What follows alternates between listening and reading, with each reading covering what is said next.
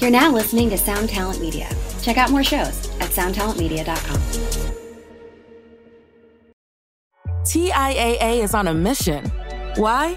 Because 54% of Black Americans don't have enough savings to retire. So in collaboration with big-name artists like Wyclef Jean, TIAA released Paper Right, new music inspiring a new financial future. With 100% of streaming sales going to a nonprofit that teaches students how to invest. Stream Paper Right now and help close the gap. Hey, what is up, everybody? Welcome back to another episode of the podcast. Thank you again so much for being here. This episode is proof that the internet can be a good place. I know what you're thinking. That's impossible. It's been overrun. It's a wretched hive of scum and villainy. But that's not all it is. Well, for instance, you're hearing this podcast via the internet right now, so that's not too bad of a deal. Additionally, if I hadn't shared a video of Mike McCready from Pearl Jam violently smashing a guitar on stage in Amsterdam, this episode would never have happened. And this episode is rather interesting, in my opinion. Kai West is a musicologist. He's actually working on his PhD in that field, and he spent a tremendous amount of time studying the history of guitar smashing. Now, that might seem kind of ridiculous, but I think as this conversation will show you, there is a lot to this. There is a lot to smashing a guitar in particular. And while this might sound kind of stupid, if you look at the comments section of any guitar smash video, I think you'll understand why it might be a worthy discussion. This is almost like a history / discussion around like the ethics of breaking an instrument, which seems kind of silly, but well, let's get into it. Let's not waste any more time. Let's get into this episode with Kai West. Here we go.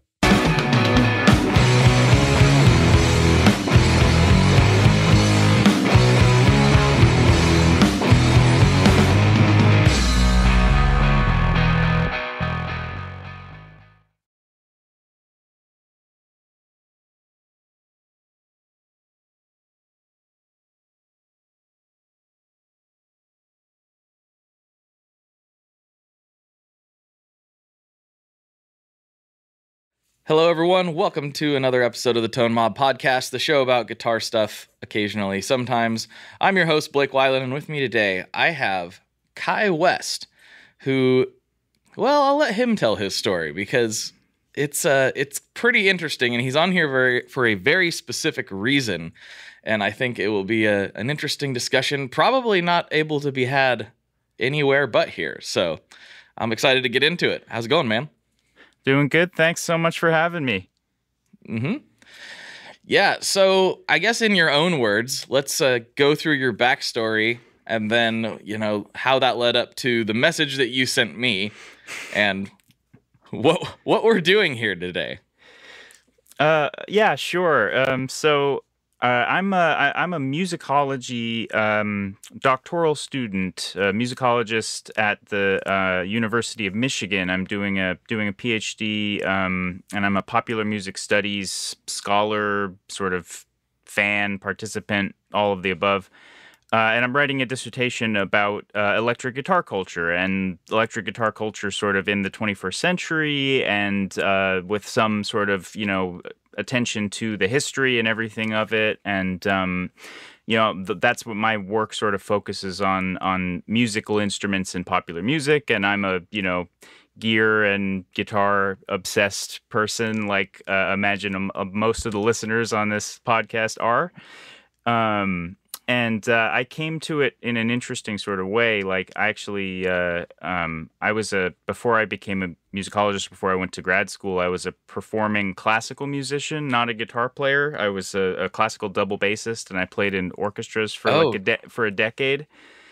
Wow. So that was like my sort of, I had this weird, I had grown up playing guitar and playing instruments and playing, bass guitar, and then sort of went off in this classical music direction and now came back to it. So I've always been obsessed with musical instruments, but I've had kind of a twisty, turny sort of journey to get to where I am now. So to get to where we are at, how we actually got connected. So I'm writing one of the chapters that I'm writing for my dissertation, and what will hopefully, ideally end up being a book after the dissertation is finished, I'm writing a chapter about guitar smashing, about the history of guitar smashing and and thinking about it as this like tradition in electric guitar or in guitar culture more broadly, because people also smash acoustic guitars. But I wound up just going down this rabbit hole with guitar smashing going back to the 1960s. And so I saw recently that you posted a video of Mike McCready smashing a guitar at a recent Pearl Jam concert. And I got super excited because, first of all, I hadn't seen that particular video. And if for people who haven't seen it, check it out because it's really quite something. And I just contacted you sort of out of the blue. And I was a little nervous about it, but I was just like, hey, I'm writing this chapter. Like, spent thousands of hours thinking about guitar smashing. Do you want to have a conversation about it? And I was, pleased that your answer was yes. Like, let's go deep on this. So that's what I'm doing here. Yeah, I love it. I love it because, it's something that has changed, I think, over the years, at least as far as the general public's view on it, what people think about. And it's one of the oddest things, in my view. Like, people don't get that upset about, even unless you're a classic car enthusiast, you don't like get mad when they smash a vintage car in a movie generally. And much like guitars, especially vintage ones, there's only so many of those cars around. And so when I see that in movies, I'm like, why? No, there's only so many 69 Chargers in the world. How could you do it? Don't do it. Yeah. And then, and with guitars, I love guitars. I am very passionate about the instrument. But as I've dove deeper into the world of manufacturing, it has become apparent to me that there are lots and lots and lots of guitars, and even down to we have an ad running currently that many of the listeners may have seen for Stringjoy, that we put together a script and hired some actors and a film crew and everything to make what, kind of a funny ad. We just thought, we're going to be pushing this content out to people. Let's make it funny. Let's make it, useful in some way rather than just hey, here's our stuff, Mm-hmm. And in that, Scott takes a like $80 Amazon Telecaster style guitar and throws it on the ground. Now in the video, it looks like he does it pretty aggressively. I saw the actual cut. It's like, the guitar's fine. It might have a scratch on it, but it's fine. But even taking it a step further, it's actually getting fixed up and set up really nicely by a luthier who's giving it to a friend of his. But still, like, the number one negative thing on the video is like, we love your strings, but why'd you have to smash a guitar? And some people even go as far as to suggest that it's promoting violence. And while I can kind of understand that sentiment, and it certainly could be used violently, I think a classic example would be the bassist for The Damned would bop him on the boggin, I think is how he would refer it to when he would hit people with his bass guitar. That's violent. That's not necessarily... That's violence. Yeah. That's not good. But I don't know. I have mixed feelings on it, and that's why I wanted to come talk to you. But what was astounding to me is I think back in the day it was viewed as this like performance art aspect, to the show. It was part of the show. And now 80% of the comments, maybe more, are, you should not do that. You should give that to a kid. You should do X, Y, Z. And I can see both sides, but I think it's an interesting conversation to have regardless. So maybe start with the history of it. Like, I don't even really know where to dive in first, but I think I'll let you take the reins on that.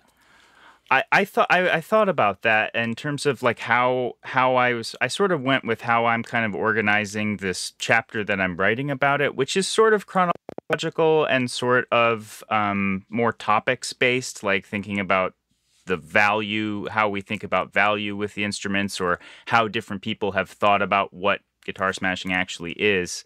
But I think you have a good idea in terms of starting with a little bit of the history of it, because there is sort of it's basically what I've kind of figured out as I've gone through and sort of looked through the history of it is there's about a 65 to 70 year tradition or like that guitar smashing specifically as a practice has been going on.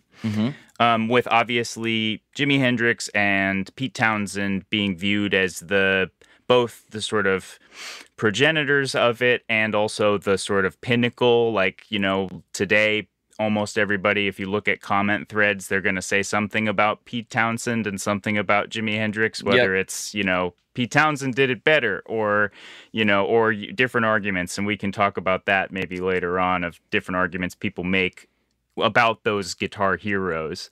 But that was what sort of pulled me into guitar smashing in the first place. Like, as I was sort of looking at guitar culture and looking at the idea of the guitar hero, these figures that have become these sort of achieved mythological status within, popular culture and within guitar culture. And I saw that, I thought, well, this guitar destroying, and by smashing, I mean a number of different things, not just, bashing the instrument, but other ways of destroying it. These two, like, it's part of the guitar canon, that in really interesting ways, these sort of super influential people that did it. But what I actually figured out when I went back to the 1960s and was looking at, other examples of instrument destruction in different kinds of music. So you've got Townshend first, like smashing, accidentally breaking a guitar at the Railway Tavern in 1964. I didn't realize that was an accident. Often cited. Yeah, so this is a great story, and one that sort of circulates if you kind of look into what people have said about guitar smashing or articles written about it, that sort of thing. They were at a gig and he was doing his sort of really acrobatic, physical kind of playing that he was developing at that time, and it was a low ceiling, and I think he smacked the headstock, or he did the particular flourish, and he whacked it, and the guitar actually like broke a little. And he was so mad, he was sort of mad at himself and just like in the moment and everything, and just decided, okay, I'm going to just destroy this thing. Okay, got it. And then everybody, and then of course, Keith Moon immediately followed. He saw him doing it and he was like, I'm going to smash my drums too. And just incredible. But that word got out really quickly, and people actually started to come to see them, like wondering, is he going to smash an instrument? And the press sort of got wind of it. So it became one of the things that people wrote about The Who, like journalists and stuff, early on in their careers. Like, that was one of the things that got them attention. So the idea of it as like a spectacle or something. Right.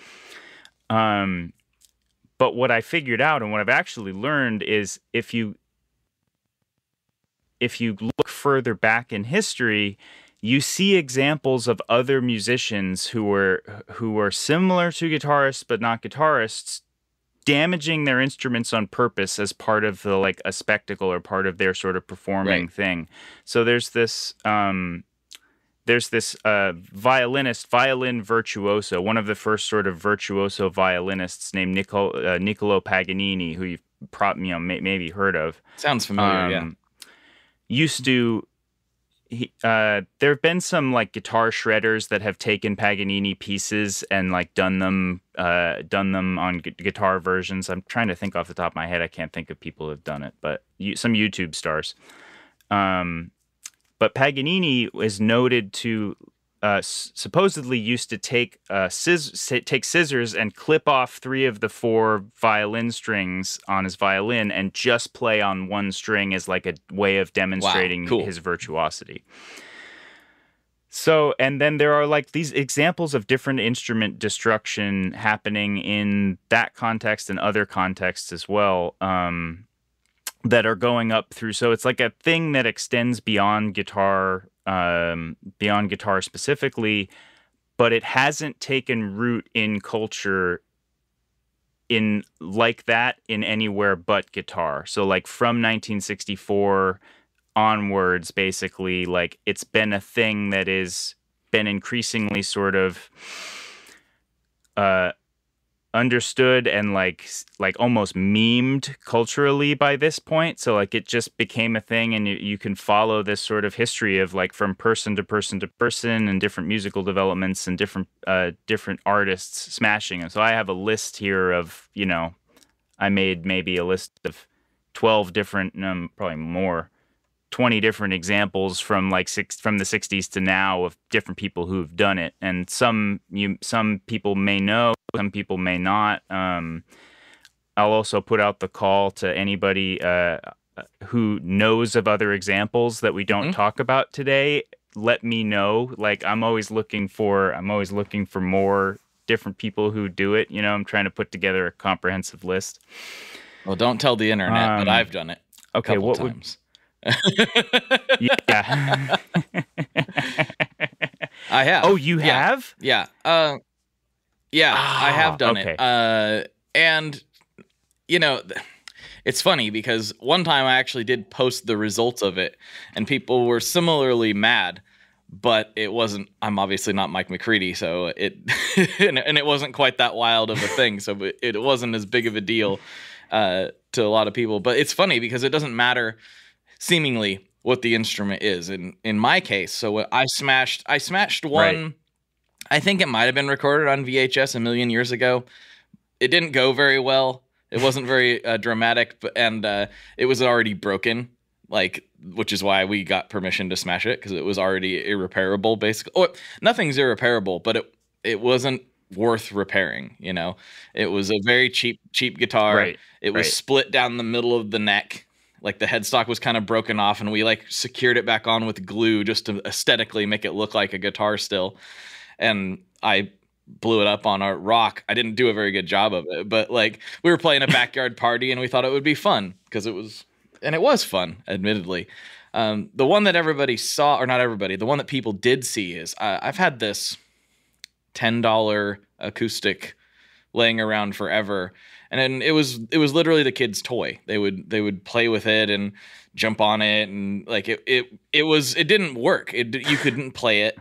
If you would have taken it to a tech, they would have told you, right, like, sure, we can fix this. It's going to cost you, $400 for this $10 very, very badly made guitar. It just wasn't worth having. And then it got a small crack, and it was like, okay, this thing's in the way. And I was like, oh, let's have some fun with it before it goes, though, And so my wife took a video of me smashing it on the pavement, and I posted that, and I posted the pictures, and a lot of the comments were very similar to the Mike McCready. Like, there's no reason ever to smash an instrument. There's no reason ever to do that. You should have given it to a kid.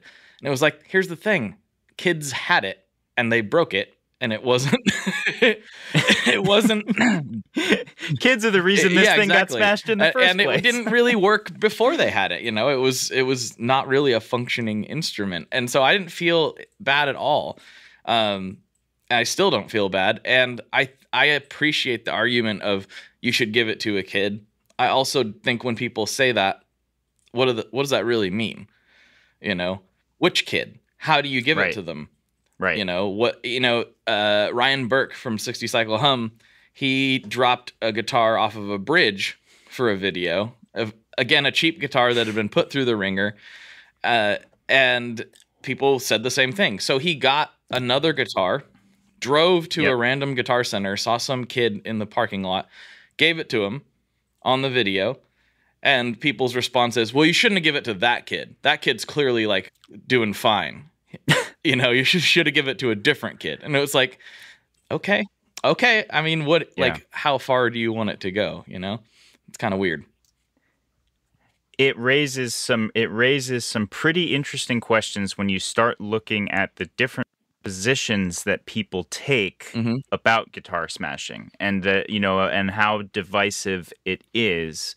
Especially when you look at the viral stuff that happened, like, for example, Phoebe Bridgers that's the pinnacle of that argument being sort of front and center and like extensive in terms of different people saying different things about either why it's okay and good to do it and why it's bad to do it, you know? And that argument you see going way back in terms of, oh, you know, anyone could use that instrument, like so many people would kill for that instrument, like it's, you know, it's so wasteful. But if you look at these, if you think about the supply of guitars, as you were saying, like that these are mass manufactured products, and if you start thinking about the value that we place on them, like then that, you know, that argument can be sort of, I don't know, can be problematic, or it can raise the question of like, well, why is the person immediately jumping to that particular conclusion? And it seems to happen so many times. So like one example, I'm gonna hit you with probably the most incredible example of guitar smashing ever. Okay. Are you familiar with the seminal Hard Rock Casino and Hotel? Yes, I know what you're talking about. In Hollywood, Florida. Yep. Do you know? So are you familiar with the guitar smash that took place in relation to that casino? Oh man, this sounds really familiar, but I don't remember the details. I know there's a connection. So they held this event. So first of all, their ceremonial guitar smashing has become a Hard Rock Casino like opening tradition, where when they open a new location, they actually smash guitars that are branded like Hard Rock, you know, and like they do that at like a ribbon cutting ceremony. Okay. So that's super interesting just to think about guitar smashing as a ritual like that, as a sort of cultural or ceremonial ritual, which is one of the ways that I'm kind of looking at it in an academic context. But so at the Hard Rock I believe it's 2010. I want to double check that and make sure I'm right about that. Yeah. They smashed over 1,900 guitars. Oh, wow. Whoa. Yeah. Okay. In order to here's the kicker. So in order to celebrate the opening of a new parking garage. So not just not the casino itself, but a parking garage called the Winners Way Parking Garage. And they had, I think, close to 2,000 guitars that people all were invited to the opening and who all smashed together at the same time. That was the thing, is like, we're going to do the biggest guitar smash, or the most guitars ever broken at one time.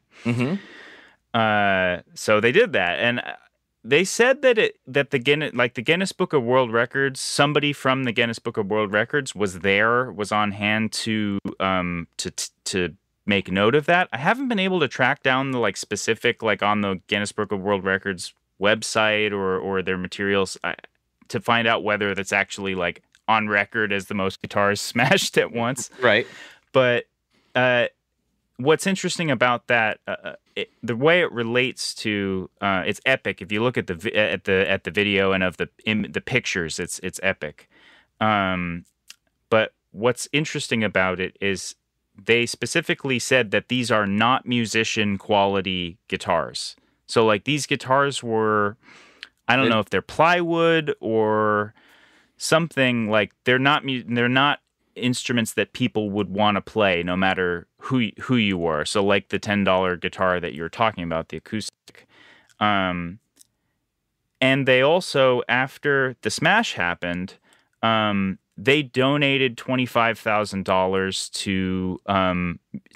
to school music education, to a school music education program. Cool. So like that, you know, there's that element of like, oh, it's so wasteful, you should never do it because it's so wasteful. Well, in some cases, people are doing it and then they're giving way more than those guitars were worth to help music education. So it's like, you know, you sort of have to ask yourself, well, how far does that argument extend, or what's behind that argument? You know, like, why are you so critical of this particular practice? And we can sort of get into that because there are different arguments too. Yeah, it seems like, sometimes people are mad about somebody smashing literal garbage. Like, it's like you're mad that I'm breaking something that essentially just looks like a guitar. It barely is a guitar at this point, and people still get upset about it probably because of the performative nature of it. It's like Pete Townshend broke a real, would have been a pretty expensive bass at this point, a legit instrument, right? And people have broken legit quality instruments in the name of performance. Hendrix roasted some pretty nice strats, I think. So, it definitely does happen, but I think I even wonder when I'm looking at that Mike McCready video that we talked about. Now, granted, he's smashing a lot of things in that video, but the guitar in particular, it's a special one for that reason. Yeah. It looks like the way that strat exploded down the middle. I would hazard a guess that that's happened to that guitar before. Yes. I think I don't know this for a fact, but after watching it several times, and then a lot of that explosion factor, it does look like he hit maybe his pick bowl or something that was on top of the pedal board, or it got somehow picks ended up in the mix. I'm not sure exactly how, but there's definitely some picks flying.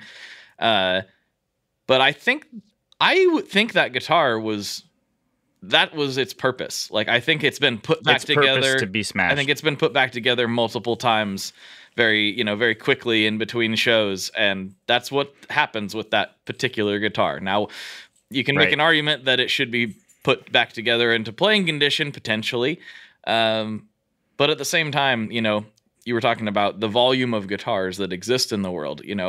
This is something that Scott and I were talking about. Scott from Stringjoy and I were talking about when we were getting criticisms on that video, because it's an Amazon brand guitar. And I don't know if a lot of people realize this. When you buy something from Amazon and it's specifically warehoused by Amazon, through Prime or whatever, and you return it, 9 times out of 10, that does not go back on the shelf. It goes in the garbage. Right. And the retailer, whoever is selling through Amazon, they just have to eat it. Amazon just charges them for it. So I know we all seem like it all seems like Amazon has this great customer service and they always take care of me. Sometimes they let me keep the thing. Sometimes they just have me send it back and refund me immediately. They don't necessarily look at anything. They just say, customer says it's broken, throw it in the garbage. By the way, retailer, here's your bill for that. So all that to say is there are a lot of guitars on Amazon, and if that guitar was, some people did say you should just return it if it doesn't matter. And the point is, there are a lot of guitars that get destroyed every single day by Amazon that nobody ever sees and nobody's outraged about because nobody cares or nobody knows about it. And you can make an argument that those should be set up and donated to music education programs. And we're back. We had a little bit of a technical difficulty there, so we've switched things around a little bit, and hopefully we've got a better connection now, and we can finish the rest of this podcast. But anyway, we did actually record through some of our technical difficulties, but it wasn't really audible, so we're going to go back over a couple of things that we just talked about the last 10 minutes or so. Basically, I was asking Kai, we've talked about Hendrix, we've talked about Townshend, we've talked about, very notable guitar smashing incidents so far. Who are some of the forgotten heroes of the guitar smash, and what did they contribute to this? You've obviously got a list of influential smashes here, and let's go back over a couple of those. So, the first person that I wanted to talk about that I spend pretty extensive amount of time writing about, and that I've spent a good sized amount of time researching, is Wendy O. Williams from the band The Plasmatics. So crossover metal punk band from the late 1970s that is, was sort of deemed shock rock in the same way that people like G.G. Allin were, and they did incredibly theatrical performance things on stage, like, you know, blowing up cars and with dynamite and smashing televisions with sledgehammers and stuff. But Wendy O. Williams also was known for this incredible chainsaw solo where she would saw an electric guitar that was plugged in half, with you know, and while they're playing, and just, to me, one of the most compelling and you know, powerful forms of guitar smashing, starting to be more recognized now in terms of like the lists, you know, these like top 10 lists of like top 10 best guitar smashers. Like, she's definitely starting to get some attention, but sort of overlooked for a long time, where people might not even think of what she was doing as guitar smashing in the same way that they do when you sort of use it to batter your stage monitor or something. But she's what's so incredible about her, what's so fascinating, is the reason that she had for doing it. So, like, we were talking about how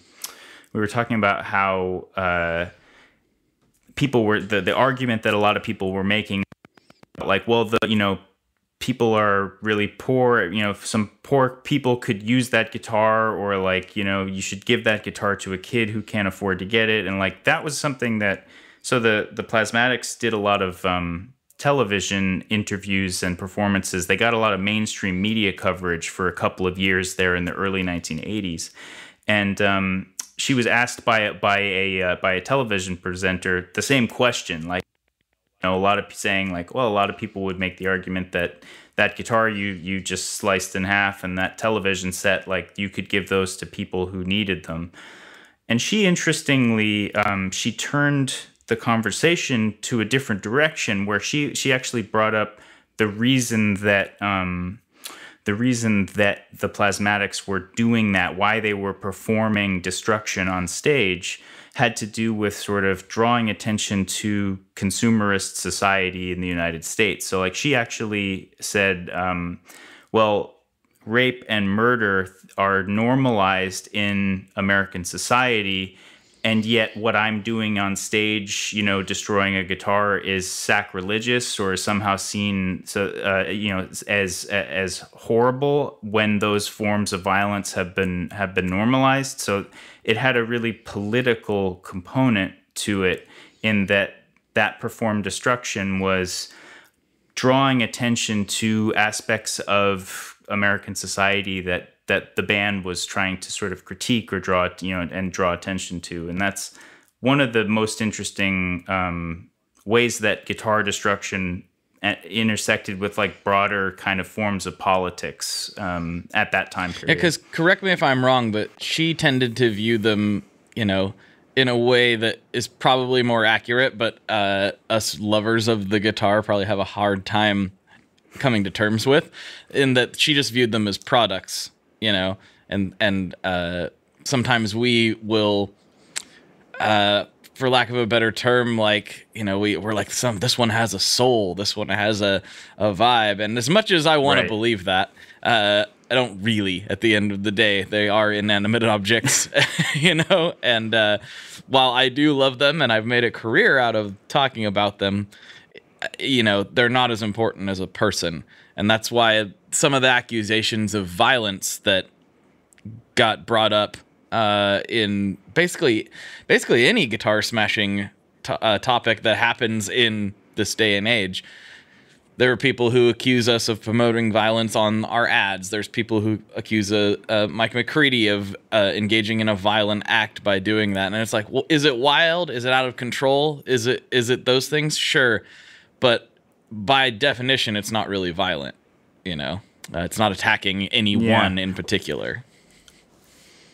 So one of the, you know, that's a really interesting point that you bring up, is this idea of violence. So one of the things that, Wendy, one of the larger trends that I've actually noticed in looking at different examples of guitar smashing is the idea that the people doing it, so Wendy O. Williams, as an example, was saying, when we destroy objects on stage, when we perform this kind of version of stage violence in this musical context, we're actually helping the audience, and the audience that's there and us are sublimating the urge to commit real violence in the world.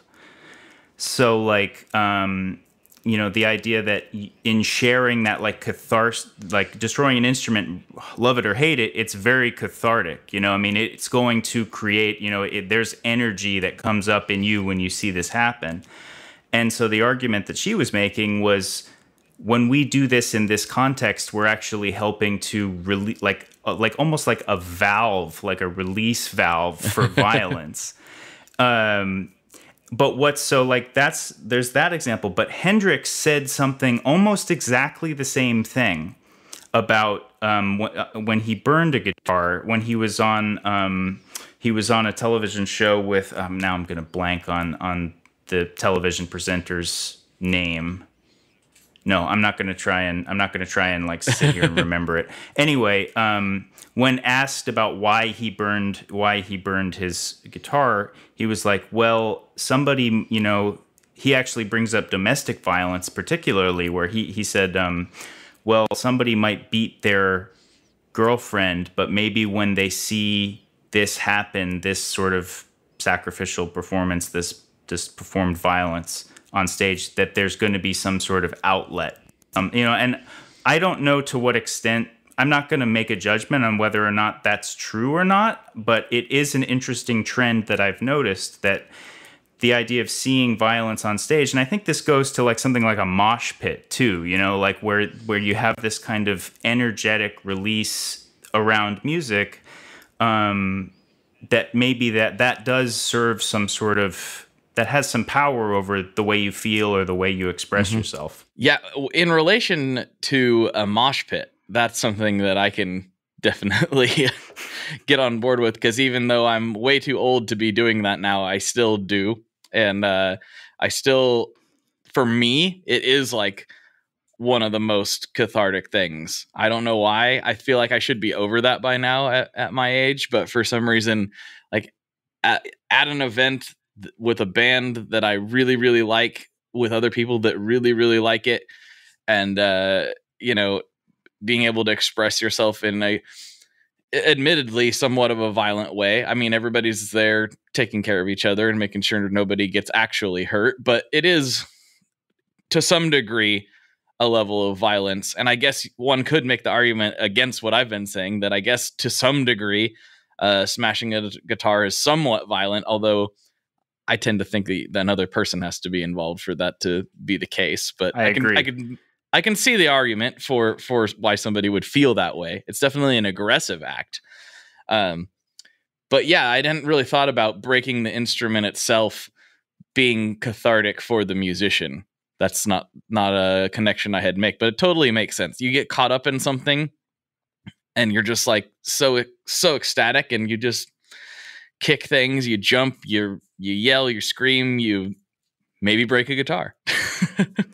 Yeah, absolutely. I mean, another band really well known for smashing their instruments, who did it really more consistently than pretty much any other band, is Nirvana, where totally they were doing it from like 1988 until Cobain died. And they talked about how sometimes they smashed their instruments because they were pissed off about the performance going really badly, like the sound was bad, or it was sort of this like reaction against something that they didn't like.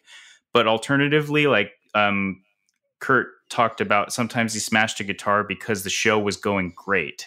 So like, yeah, he was so overcome with the energy of the show and it being really good that was what led it. That was when they decided to destroy the instruments. So this, and you do see that sort of in the reception of people talking about, of the musicians themselves talking about why and when they smashed instruments, was oftentimes it was a lot when there was overcome, like a loss of control in some ways, but also like the urge to do it sort of took them over, and then they did it. I just thought of another example that would be very pertinent to the audience of this podcast, which is Oliver from the company Death by Audio. He has a band called A Place to Bury Strangers, and his whole thing is he brings, like when he does traveling gigs, he brings his guitars. They're usually like Jaguars or Jazzmasters, sort of, in like a suitcase, because they're like completely smashed and disassembled. He puts them together before every show, and the ones he's actually playing, he smashes, and then before the next show, he puts them back together in some way, shape, or form. And sometimes he's playing with like half of a guitar, like the body's just missing, and you know, I don't think anybody gets super mad about that, because he's doing what he wants with his own property at the end of the day. And you know, it's a strange topic, because I mean, even where I'm here kind of defending guitar smashing, do feel a certain level of like, don't do it, you know. Oh, you did it. I like it, but also I don't like it. I don't know what I feel right now. It's weird how an object can trigger that in people. It is the word that I use to describe it more than anything else is contradictory. You know, like it is this, even if you could love it, there's still a part of me, you know, when you see somebody, especially if it's an instrument you care about. And Cobain is an example of somebody who smashed instruments that he cared about, like that he loved. Like in some cases, when they were just starting off, like in 1990, there's some great reception from Everett True, the British journalist who was sort of friends with them and sort of touring around with them when they were becoming big, describes that some nights Cobain would smash a guitar, and that was his only guitar. And they were not like, they did not have the money to be buying guitars a bunch. Like, it's not like Paul Stanley, where, you know, Ibanez sends him 50 guitars to bring on tour, smash one every night. Cobain was smashing the only instrument that he had and doing it because it felt right in the moment. And yet there's that like contradiction of, well, I don't have an instrument to play at the next gig. And sometimes that actually happened where like briefly they had another guitarist in early on. So they had two guitarists, and one night Kurt smashed a guitar and he didn't have one the next night. So he just sang because they had another guitar player. Like, so that to me was really interesting that people did it even when it, like, people always, one of the arguments against it is that it's really excessive, or like it's a symbol of rock kind of excess and, you know, waste and all of that, which, you know, in some cases that I see why people feel that way. But in other cases, like, or in the case of, you know, as you're describing with Oliver, I might have to ask for an intro, by the way, because I didn't know that he did that. No, that's awesome. It's pretty I might wild. Ask you to connect me to him. But that's what a lot of people who smashed performers who smashed guitars were putting them back together. And like Matt Bellamy from Muse is somebody else who smashes guitars and has said, like, I'm not smashing a different guitar every night. We're just, the neck comes off my guitar and we're putting new necks on it. Like, it's the same instrument all the time. So like, there's that idea of people just say, oh, well, you destroy a guitar and it's gone, and then, you know, you wasted it. In most cases, they're putting the instruments back together and using them some more. Townshend did it in the 60s, and Cobain's tech, Ernie Bailey, talks about that was one of the things that was most exciting to him when they were doing the In Utero tour. Like, was like, I don't know which guitars I'm going to have to put back together after this gig. Super interesting, right? People don't think about the, like, say, the guitar tech. If you're a big, you know, a famous musician and you're touring with, your tech is the person who's doing the like resuscitation or whatever on you know, on your instruments. That was an interesting area of it to me, was thinking about like other people involved and what it meant, like outside of the performance itself. Right. Yeah, and you brought up a really good point that I wanted to make sure we hit on, and I want to hit on it a little more aggressively, is that Nirvana and other bands were breaking guitars when they were completely broke, when they probably, you know, could arguably have been the quote unquote broke kid that could use a guitar. They were actually smashing them while they fit into that category themselves. Right. So, there's no guarantee that if you give the broke kid a guitar, that he or she is also not going to smash it. There's a good chance that they will. I hope that's what does happen. I mean, yeah, that's so true. But another thing I wanted to this is something that, again, Scott and I from Stringjoy, we talk all the time, so I refer to him a lot. But he mentioned, people don't realize how many guitars there are. And I refer to some of my friends got a chance to tour Taylor guitars back several years ago, so I imagine their capacity has actually increased since then. But this is back in 2015 or 2016. And at that point, that Taylor factory was putting out 600 guitars a day. Wow. Yeah. So, and that's one manufacturer. Don't even get me started on like the Korean. There's a couple Korean companies that make half of the or more of the import guitars that come in under different sub brands and things like that. And, we're talking about thousands of instruments. Right. Now, that doesn't mean that those instruments aren't valuable or that they have. I'm not trying to like dismiss them. And as far as like being quality instruments, a lot of them are very, very good guitars. But my point is that there's there's definitely more guitars than there are guitarists in this world by a wide margin. Most of us who get really into this have at least 3 to 5, and then there's me who's just ridiculous, So there are a lot of guitars in this world, and while some of them are valuable and precious either culturally or financially or emotionally in some cases, I have some that I definitely have emotional attachments to. Yeah, definitely. They're not necessarily not in strong supply. There are a lot of them in the world, and if a few of them get smashed in the name of performance, there are still plenty of guitars to be played by plenty of people. And we talked about the whole argument of give it to a kid. Well, again, I do understand it, but I also highlighted the problems that occur when you do give it to a kid. Well, that's not the right kid. It's like, okay, well, what do you want me to do here? Like that's a ridiculous argument. I think we can all agree with that, but no good deed goes unpunished, I suppose.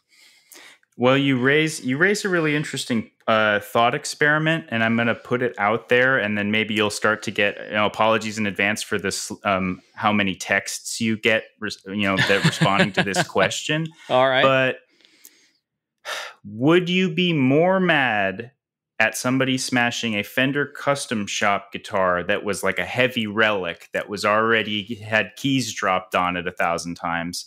Than you would be at somebody smashing a Squier, a made in China Squier. That's a very interesting. There's a lot of Fender Custom Shop guitars out there. They're making them at manufacturing scale. I'm not saying, and they're great guitars, but Squier could be a great guitar too. Like I'm curious in terms of how we value these things, whether, what's your immediate response to that?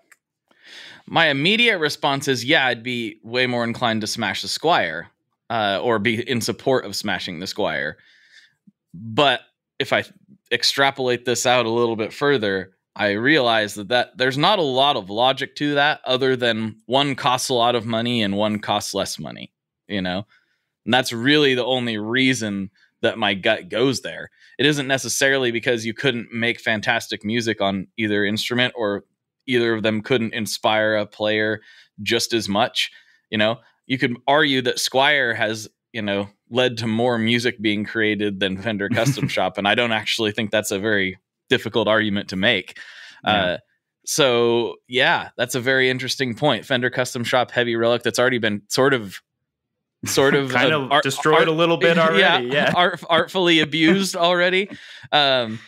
It's an interesting thing to talk about for sure. And I again, I'll stand by that. I'd be more upset about the Custom Shop getting smashed, but that's simply because it's more expensive. It's still right. I guess in some ways that feels more wasteful, if that makes any sense, while certainly if it's swamp ash. These days, exactly. because some of these things we can't get back. But at the same time, you know, all of the logical reasoning why we might support guitar smashing applies to both instruments. So that is a very interesting thought experiment. And I'm just really going to have to sit down and think about how I feel about that, because I don't really know. I don't honestly know how I feel about it either. Like, and that's sort of what I've discovered from writing about guitar smashing is I know a lot of people take strong positions. The more I dive into it and the more I sort of look at all these different examples and like things changing over time and like how people have reacted to who does it and when they do it, and the sort of there's some policing and gatekeeping that happens that can be really toxic to dive into, like in the case of Phoebe Bridgers. But I find more that I'm more fascinated with the contradictions that it brings up. But my own positions on it seem to just like lower and lower or get like harder to actually define. Like I love it. And at the same time, like I couldn't imagine smashing my own guitars because I have a deep relationship with them, as you were saying. And that was actually what started me on this project was, before that, I was writing about so the chapter that comes before Destroying Guitars is about the relationships we form with specific guitar models and specific guitars themselves. So like I'm writing about the Fender Telecaster as a case study of like, I love Telecasters. I actually built one from scratch during COVID. That was like my COVID obsession project. And I'm writing about people that identify with Telecasters and then the relationships you form with the specific instrument. And yeah, I couldn't imagine, I would never smash my Telecasters because they're like companions almost. It's all, like there are products and the objects, but then there's something more to them, which I think is why a lot of people get so upset when you see one destroyed, is like maybe because we associate, there's one theory. There hasn't been that many people who have written like academic or philosophical texts about instrument smashing, but there are some. And one theory that one person came up with was that it's an honorary person theory. That's the theory, is that we look at the instrument as either like an extension of the player or as a sort of an honorary person itself, that we sort of personify the instruments, which of course, we do, like when people name their guitars and that sort of thing. But that's one of their arguments, is like, you shouldn't smash guitars because we see it as an honorary person, and that's why it's so upsetting to people. I sort of to be honest, argue against that, but it is an interesting perspective. I almost wonder if it's because most of the people who have a visceral reaction to a guitar smash are guitarists themselves. And so I wonder if it's more about like, and I say this including myself in this conversation, guitars, it's not my personality, but it is definitely a large portion of who I identify with guitar culture. I am a guitar player. When people ask me what I do, I'm like, I work in if it's somebody I can tell wants to dive deep, I'll dive deep. But generally, I just tell them that I work in the guitar industry, and so obviously guitar is a huge part of my identity. I mean, look at my clothes right now. This is ridiculous. Greer amps, hat, Curtis Novak pickups, like it's a whole thing. So I think what people feel is maybe not that it's a personification of an actual person, but it's almost like that guitarist, that performer is showing disrespect for a part of me because I love guitars so much. Yeah. And it's probably not thought about to that level. It's more just like that visceral reaction, like, oh, I just watched something I really care about get destroyed. That hurts, Right. It actually hurts. Yeah. It really does. Yeah. I mean, and also like one of the things that sort of gets overlooked sometimes is that people have really hurt themselves smashing guitars. I'm thinking about like Chris Novoselic on the MTV Video Awards when he threw his bass up in the air and it came down and hit him in the head and gave him a concussion and he had to wander off stage. Like, you could really hurt yourself destroying an instrument or smashing up the stage. But yeah, I think you're absolutely right. Is that there is an element of it's an affront to things that people to things we really care about, and also an affront. One of the other things I see a lot, especially if you go down the Twitter rabbit hole with the responses to the Phoebe Bridgers smash, and I did that. I read them all, and that was not fun. I mean, it was really informative, but it was kind of tough to read in some cases. But one of the things people pointed out was like, think about all the love and craftspersonship that went into making that guitar. But what people sort of counter arguments were like, no, that's an assembly line, like cranked out manufactured guitar. I think it was even Jason Isbell commented saying that's like an 85, come on, everybody. That was like an $85 guitar that she smashed. Like it's don't take it as seriously as you do. And like that. So it's interesting that's the other thing, is the idea of craft, or that the guitar itself is almost like an artwork. That's another theory that another sort of music philosopher has, is that we shouldn't smash guitars or smash instruments because we think about them as works of art. But when you're talking about guitars, like we keep coming back to the idea that like these things are assembly line products manufactured at scale. A lot of them, yeah. It's not the same. Yeah, I mean, a lot of them. I couldn't, you don't tend to see people smashing handmade, like single artisan, you wouldn't probably smash a Danacaster.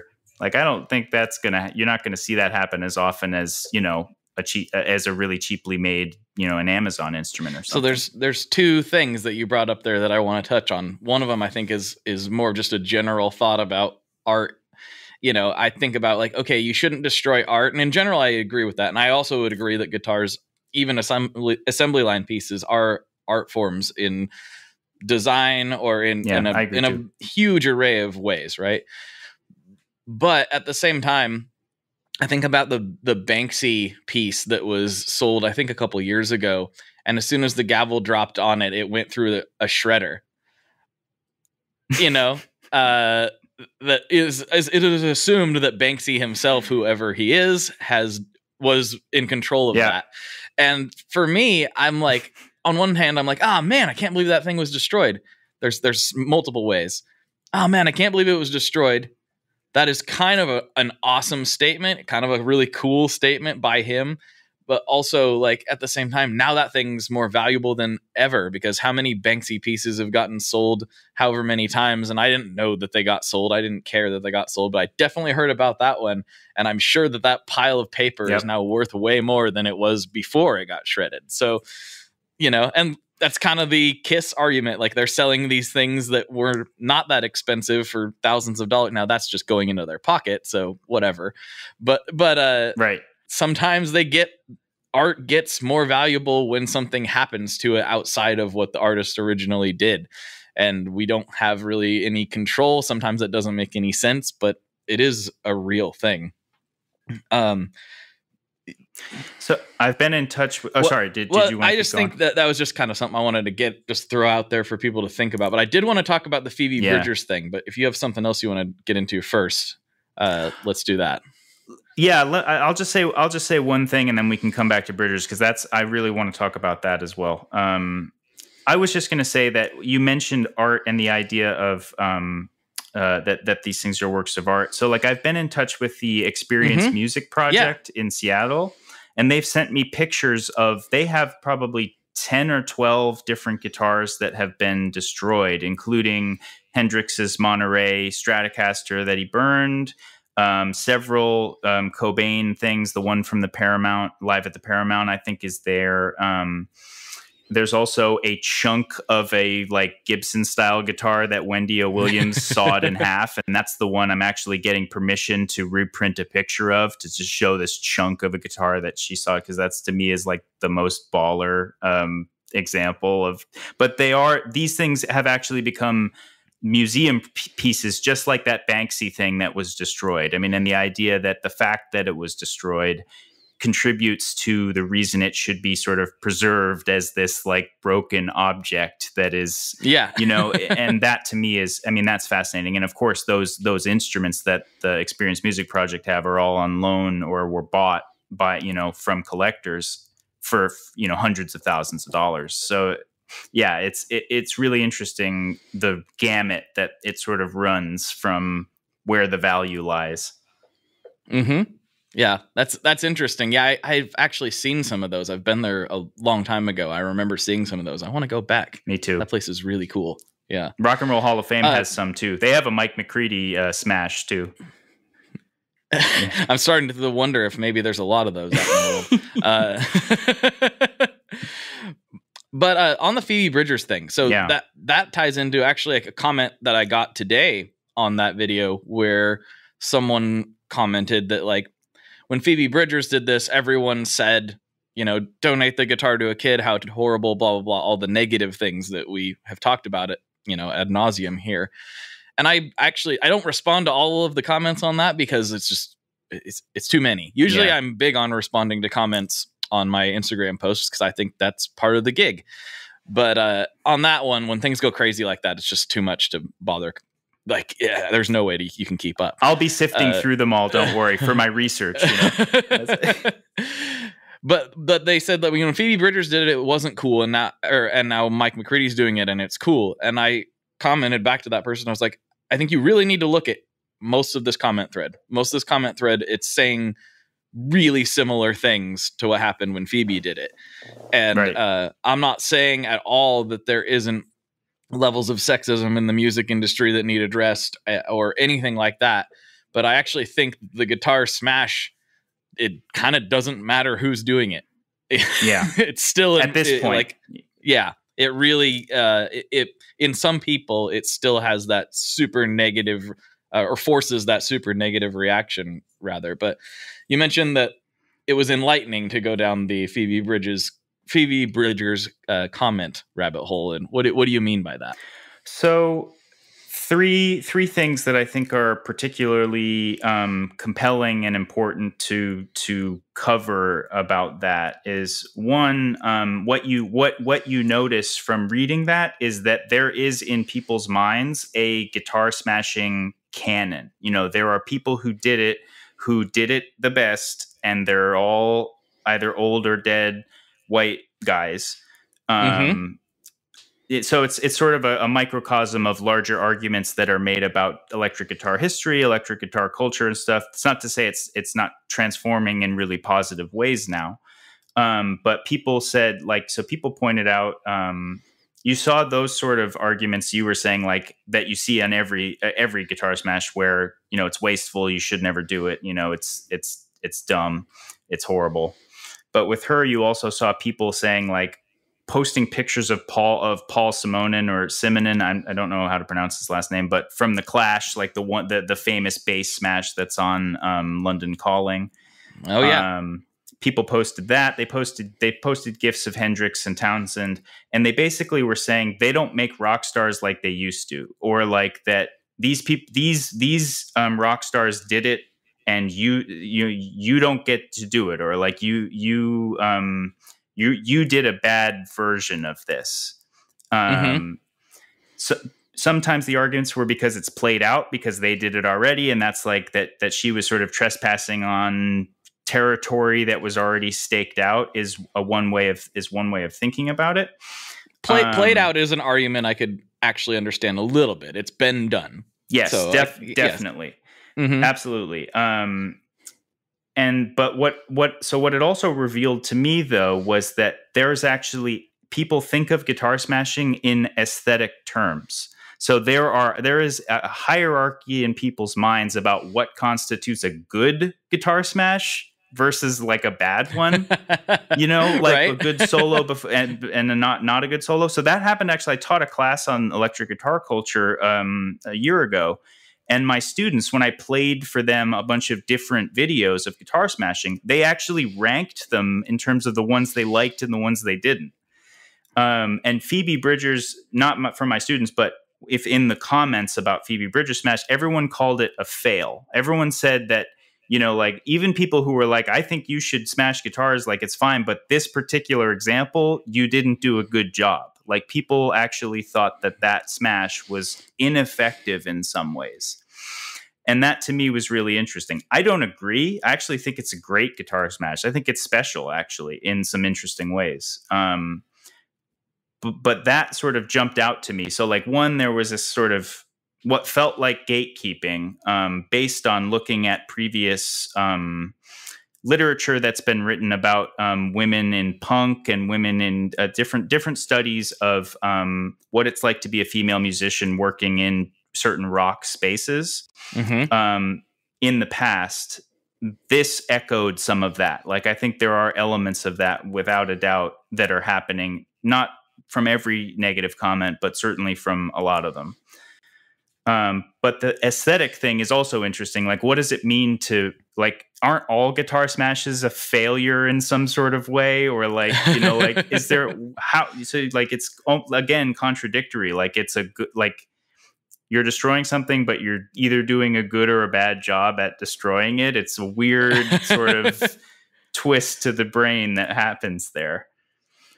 That's a really good point. I think that one of the things that is really ironic about it, I think when people say it's a bad guitar smash, I think what they mean by that is it doesn't get broken enough.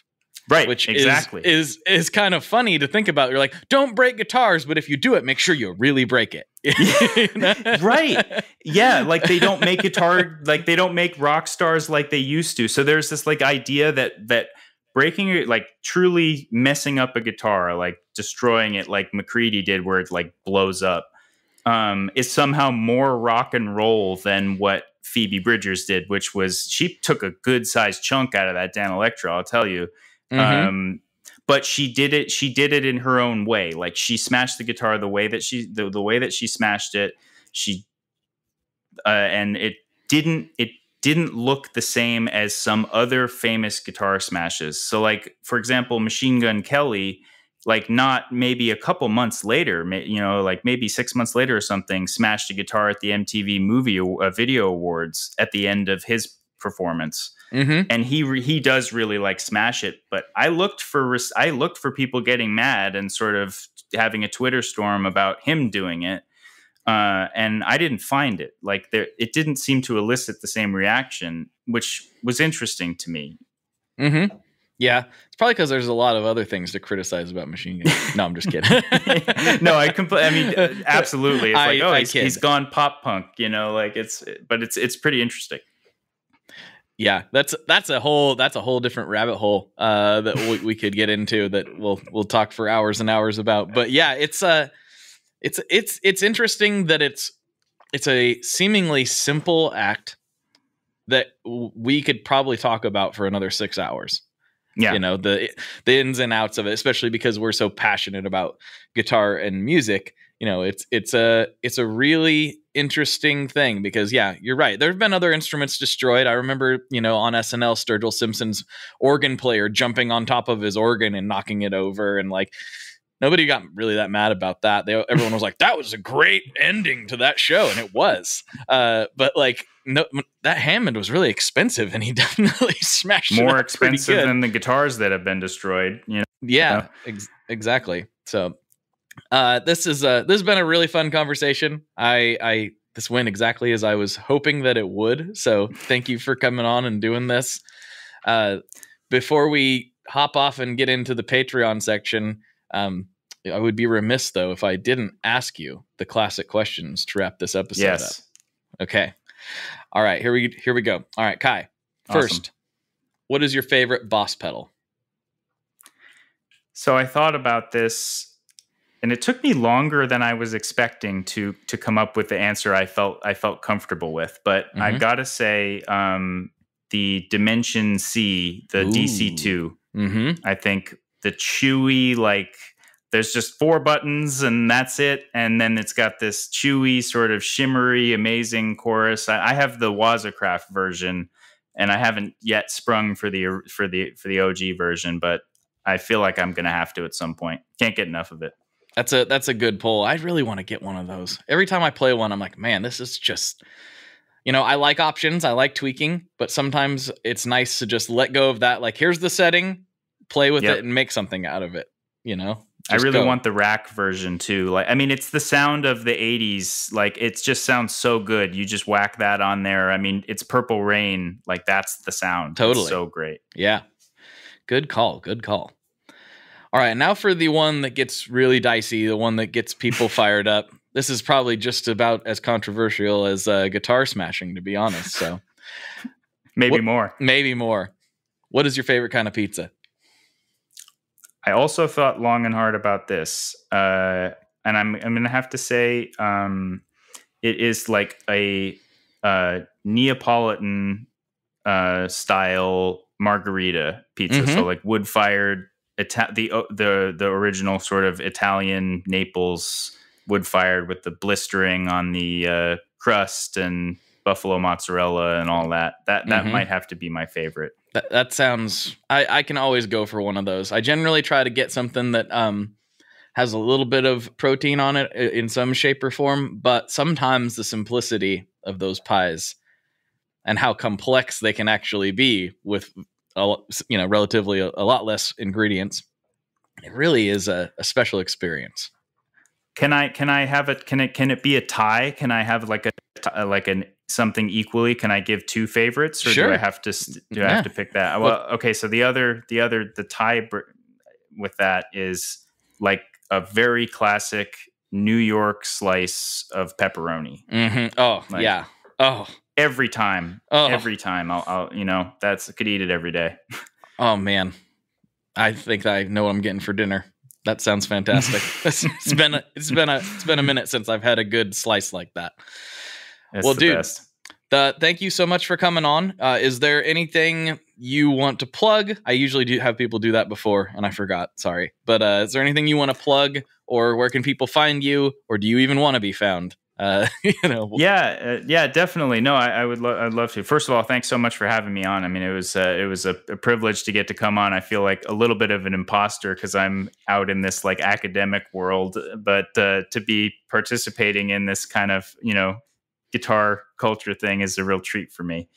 I also do. So I'm on Instagram at Kai Carson West. I do like big ambient pedal board stuff on there and things with tape machines and tape loops and stuff. So if that's the kind of thing that you're interested in. Oh, I'm interested. Yeah, I'm very interested. I know you are for sure. We didn't even get a chance to talk about your amazing record. Oh, thank you so much. So yeah, I'm there. And if you can also hit me up if you're interested in like talking to me about guitar smashing, if you have thoughts about it, or if you have examples of guitar smashing that like we didn't talk about here, or that you think are important, hit me up in the DMs there. You can also send me an email at kaiwest@umich.edu. If you're interested in gear culture as well, I'll be probably soliciting interviews. That's the next thing I'm going to be writing after I finish this guitar smashing stuff. So I'm always happy to talk to people who are in this world. Sweet. And I'll put the links to his Instagram and that email address in the show notes for anybody that wants to get to that real easy. You don't have to swerve off the side of the road and take a note. You can go to that as soon as you're safe and parked. So, dude, thank you so much for coming on. This was a blast, and I'm excited to see what we get into on this next portion here. Same. Thank you. Yeah. So for Kai, this is Blake, and as always, folks, good luck and good tones. There you have it, good people. I hope you enjoyed that episode. That was one of my favorite ones in recent memory. That was a really, really fun episode and very, very topical. Sometimes we stray from that a little bit, like we do on this week's Patreon. Oh boy, do we get into the weeds. But actually, somehow, Kai and I managed to bring it back to the subject at hand, which is specifically guitar smashing. So, like I said, his info is in the show notes. Give him a follow on the social medias if that is your thing. And if not, I hope you enjoyed this episode. Please share it with somebody that you think would love it as much as you do. I really appreciate you. I really appreciate all the patrons supporting the show. I really appreciate really anybody who gives me any amount of their time, because there's a lot of stuff you could be doing in this world with it right now, and you're still here listening to me. So, since I still have your ears, go do something cool today. Go do something you've been putting off. Go strum that chord. Write that song. Work on things. Just explore out of the box a little bit. All right, consider this your reminder. Bye-bye. One last thing before we totally sign off here. I just want to remind you that if you do any shopping at Stringjoy, that's Stringjoy guitar strings made in Nashville, that will help me out as well. As I've said for years, I'm heavily involved in that company, and I really do think they're making the best products on the market. So if you would like to try custom strings, go to tonemob.com/stringjoy and check them out today. I seriously love what the team down there is doing. I help them out with all kinds of things, and by you supporting them, you are also supporting me as well. And hey, you need some strings, so why not get some custom strings just for your guitar and playing style? Again, the link for that is tonemob.com/stringjoy, and that will take you right to their website, and you can do all your shopping through there, and that will help everyone involved out. So thank you very much. Talk to you next time. We are brought to you by the wonderful folks at Gun Street Wiring Shop. Yes, Gun Street Wiring Shop. I've talked about them before. I used to say based out of Bend, Oregon, but guess what? Sean moved to my neck of the woods. Sean's in Portland. Sean is awesome and has helped me with a bunch of stuff lately. And if you have wiring needs for your guitar, he can help you too. If you want to get weird with it, he can get weird. If you just need to spruce things up a little bit, there's your guy. He takes all the guesswork out of doing your guitar wiring, and he makes it simple, and his customer service is top-notch, and I can't say enough good things about Gun Street as a company. I really respect Sean and what he's all about, and the product is top-notch. I've got 3 different guitars that now have Gun Street harnesses in them, and I could not be happier. So go to gunstreetwiringshop.com and check them out.